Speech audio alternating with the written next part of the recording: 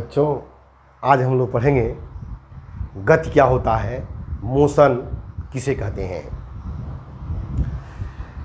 Motion के बारे में समझने के लिए कुछ मूलभूत चीज़ों को जानना ज़रूरी है।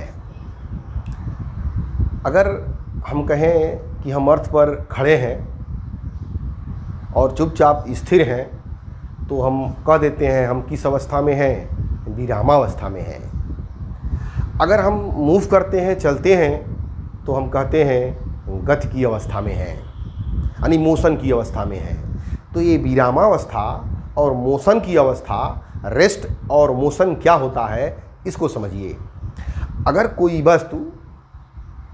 कोई वस्तु है और समय के साथ उसके स्थिति में परिवर्तन हो रहा है, समय के साथ कहने का मतलब ये है, अगर कोई वस्तु इस समय प्रेजेंट टाइम में हम मान लेते हैं कि 10 बजे के समय वह एक पॉइंट पर खड़ा है।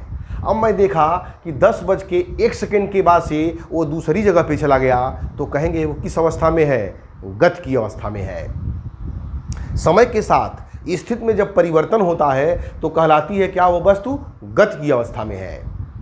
लेकिन एक ही व्यक्ति, कभी कभी ऐसा होता है कि वह व्यक्ति गति की अवस्था में होता है और वही व्यक्ति विराम की अवस्था में होता है। एक एग्जाम्पल और देखिए, अगर आप ट्रेन में 2 लोग बैठे हों और ट्रेन चल रही है तो हम कहेंगे दोनों लोग एक दूसरे के सापेक्ष विराम अवस्था में हैं। कहेंगे कैसे? तो देखिए कैसे। जब 2 व्यक्ति ट्रेन के अंदर बैठे हैं और मैं 10 बजे देखा, उन दोनों के बीच की दूरी 10 सेंटीमीटर थी या 10 फीट थी। फिर 1 घंटे बाद देखा वो ट्रेन में बैठे हैं और दोनों के सीट के बीच की दूरी वही 10 फीट है। तो क्या वो समय के साथ उनके स्थिति में परिवर्तन हुआ? समय तो बढ़ रहा है, 10 से 11 बज गया, लेकिन उनके बीच में उनकी स्थिति में कोई परिवर्तन नहीं हो रहा है। तो कहेंगे वो दोनों व्यक्ति एक दूसरे के सापेक्ष विराम अवस्था में हैं। लेकिन वही व्यक्ति अगर प्लेटफार्म को पार कर रहा है और प्लेटफार्म पर जो खड़ा व्यक्ति है वह कहेगा वो दोनों व्यक्ति गति की अवस्था में हैं। प्लेटफार्म पर खड़ा व्यक्ति के सापेक्ष उन दोनों व्यक्ति किस अवस्था में है, गति की अवस्था में है। तो आपको थोड़ा सा दिमाग लगाना पड़ेगा, गति की अवस्था क्या है। गति की अवस्था को समझने के लिए एक पॉइंट को समझना जरूरी है, एक स्थिति को समझना जरूरी है। और गति जो होती है वो हमेशा सापेक्ष होती है, एब्सोल्यूट नहीं होती है। रिलेटिव मोशन ही होता है रिलेटिव। जैसे हम कह दें कि हम पृथ्वी पर खड़े हैं तो कहेंगे हम पृथ्वी के सापेक्ष, यानी पृथ्वी पर जितने लोग खड़े हैं हर एक व्यक्ति एक दूसरे के सापेक्ष किस अवस्था में है, विराम अवस्था में है। सब लोग स्थिर हैं। तो लेकिन अगर उसी व्यक्ति को अगर कोई एरोप्लेन से देखे, हेलीकॉप्टर से ऊपर से देखे, तो हेलीकॉप्टर में खड़ा व्यक्ति, बैठा व्यक्ति है, वो क्या कहेगा कि वो पृथ्वी पर खड़े हुए व्यक्ति सब किस अवस्था में है, गति की अवस्था में है। क्योंकि पृथ्वी क्या करती है, घूमती है। वो भी तो मोशन करती है, तो हम भी मोशन करते हैं। जिस तरह से ट्रेन में चल रहा है व्यक्ति, वो भले बैठा है लेकिन प्लेटफार्म पर खड़ा हुआ व्यक्ति कहता है कि वो गति की अवस्था में है। तो गति की अवस्था यानी मोशन क्या हुआ, यानी समय के साथ किसी वस्तु के स्थिति में परिवर्तन को, किसी वस्तु की स्थिति समय के साथ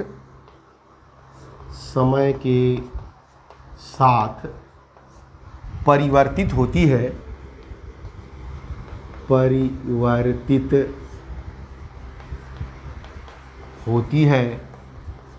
तो वह वस्तु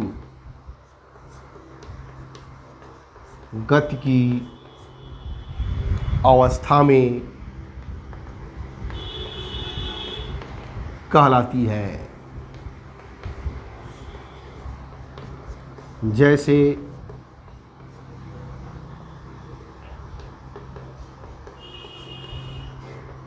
उड़ती हुई चिड़िया,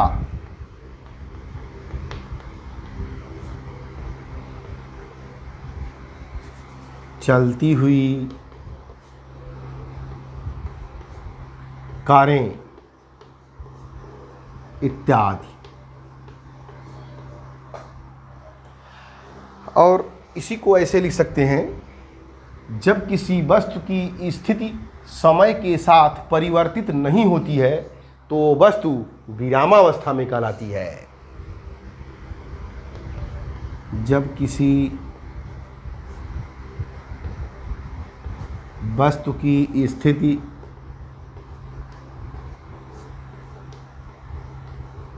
समय के साथ परिवर्तित नहीं होती है,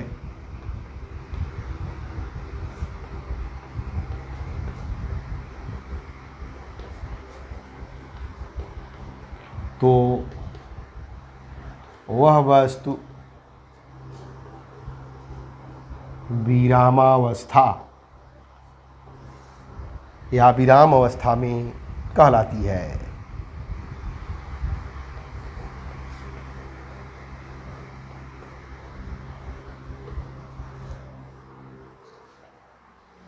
के प्रकार देखिए कितने होते हैं। स्थानांतरी गति, ट्रांसलेटरी मोशन क्या होता है?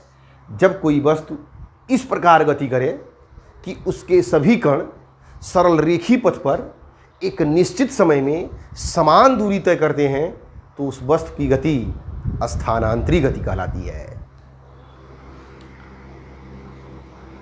जब कोई वस्तु इस प्रकार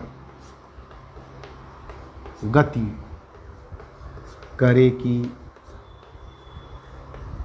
उसके सभी कण एक सरल रेखीय पथ पर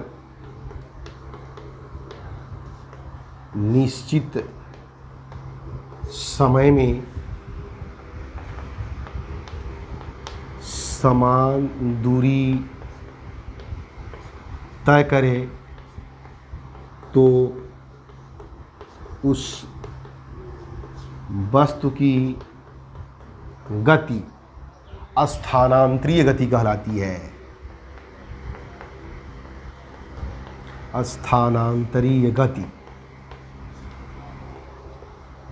कहलाती है। जैसे रेल गाड़ी की गति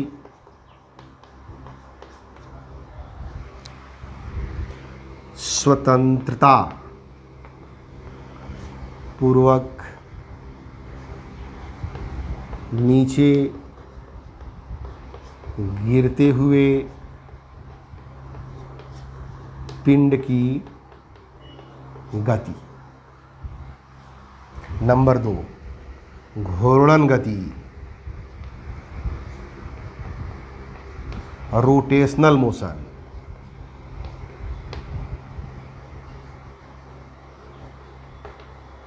रोटेशनल मोशन, रोटेशनल मोशन में क्या होता है?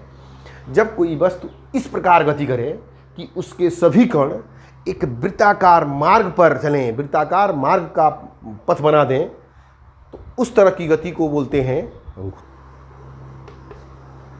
जब कोई वस्तु इस प्रकार गति करे कि उसके सभी कण वृत्तीय मार्ग का अनुसरण, वृत्तीय मार्ग का अनुसरण करें, तो उसकी गति घूर्णन गति कहलाती है। जैसे लट्टू की गति,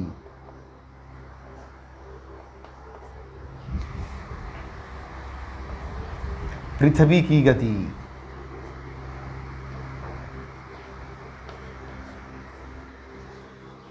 दोलनी गति, ऑसिलेटरी मोशन क्या होती है? जब कोई पिंड अपनी माध्य स्थिति के इधर उधर, मध्य स्थिति के इधर उधर, या ऊपर नीचे, आवर्ती गति करता है तो उसे दोलनी गति कहते हैं। दोलनी गति कहते हैं। जैसे सरल लोलक की गति स्प्रिंग से लटके पिंड की गति। सरल लोलक का मतलब होता है एक धागा होता है, लचीला धागा, और उसको एक कील से बांध देते हैं। एक कील है, इसको बोलते हैं निलंबन बिंदु, और ये धागा है, और धागे में एक हुक से एक गोला लटका देते हैं, इसको गोलक कहते हैं। और जब इसको खींच करके ऐसे ऐसे खींच करके छोड़ते हैं तो ऐसे ऐसे क्या करता है, गति करता है, आएगा और जाएगा ऐसे। इसकी गति को कहते हैं दोलनी गति। या कोई स्प्रिंग है, ऐसे एक स्प्रिंग है, स्प्रिंग को एक क्या किया, यहाँ फिक्स कर दिया और एक सिरे से एक पिंड को लटका दिया, और खींच के छोड़ेंगे तो ऐसे ऐसे क्या करेगा, ये गति करेगा। इसको भी बोलते हैं दोलनी गति, ऑसिलेटरी मोशन।